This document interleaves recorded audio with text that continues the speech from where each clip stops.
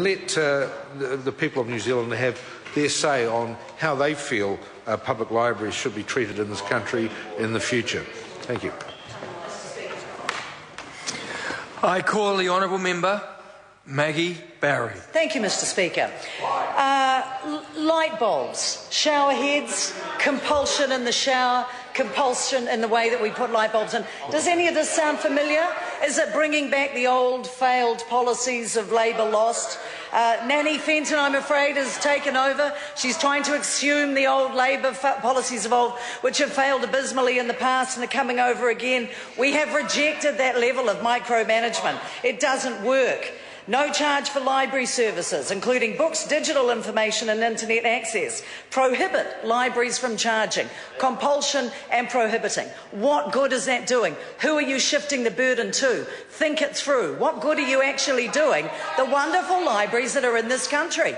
You're not doing anything about the problems that exist. So, for example, if someone takes out a DVD or a book and they damage it, do the ratepayers have to pay? Does everybody but the person who does the damage have to pay? Sometimes libraries have to be able to charge a little bit. If they do, that should be up to them and local government, not you guys. Relinquish your hold on this. You lost elections over it. Not you, of course, Mr. Speaker. I suspect in your case you would not really adhere to this sort of stuff. But this is a bill that lacks specific measures to prevent, for example, excessive use and monopolising of the internet resources. So you go into your local library.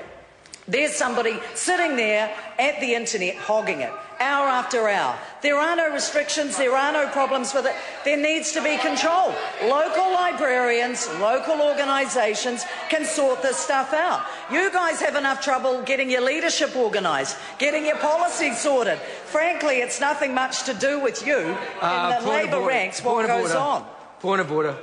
The member needs a little help, sir, in just remembering the convention about you. You brought you into the debate several times.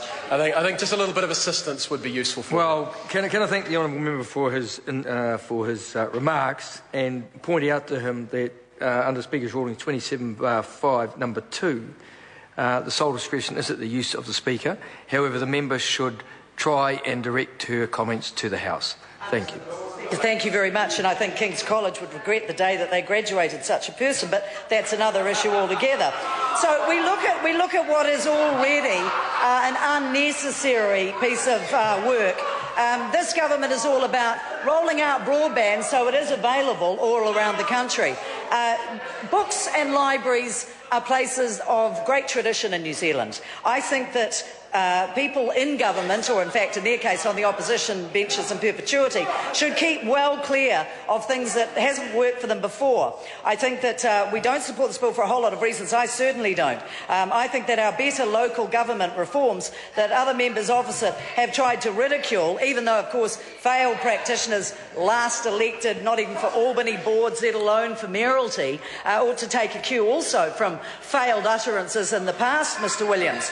But what we look at here is ratepayers, and I'm concerned that somebody sooner or later is going to have to pay, and rates have skyrocketed, particularly on the North Shore where I come from. The Labour Mayor Len is very keen to pass on charges. The Labour Party seem quite happy to help him in this.